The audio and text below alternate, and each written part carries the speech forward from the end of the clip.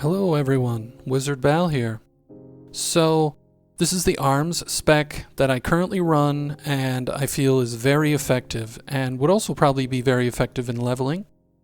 So this is good for mythics and PvE, might work in PvP, but for PvP you probably don't want Ravager. So let's just get into it. So for Azerite you can take at least one Crushing Assault, or maybe two, because that'll make your slams deal a ton of damage when this procs. But of all the Azerite traits, the most important one to take when running a mythic spec is Striking the Anvil, because this will reduce the cooldown of Mortal Strike, and Mortal Strike is actually a lot of your damage now. And the big deal with Mortal Strike is it procs your Mastery, which is Deep Wounds. And Deep Wounds is very important now for arms to have on the target before you start doing all your cooldowns, because it is a 24% damage increase.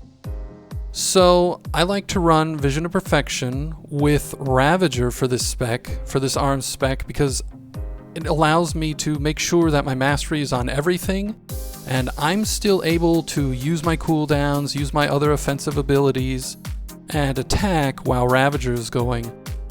You don't have that option when you are Blade Storming. Another thing I choose is Avatar and Warbreaker, because these three are great to use together.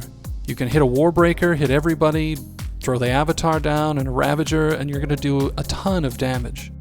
As far as weapon, I would suggest do Force Multiplier if your Mastery is high enough, and then Gem for Strength and Crit.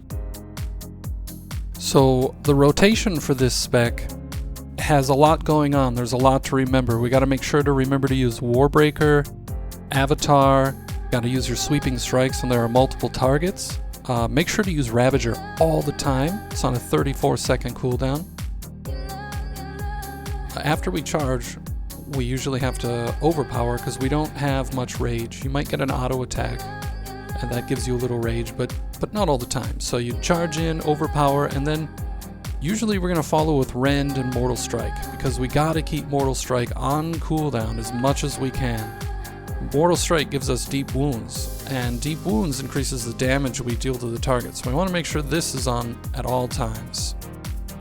So here we Mortal Strike, Rend, and then since everything's on cooldown here, you can slam. You'll end up slamming a lot. Overpower, Mortal Strike, and then Execute's available. So we didn't even use some of our other cooldowns here. Let's make sure we use Ravager, then we can use Avatar and Warbreaker and Sweeping Strikes, Rend, Mortal Strike, Overpower, Slam, Mortal Strike, Rend, Overpower, Mortal Strike. And you do quite a bit of damage this way. So that's the general overview of the spec. Just make sure you keep everything on cooldown, and you're going to be pumping out quite a lot of damage. And as always, thanks for watching.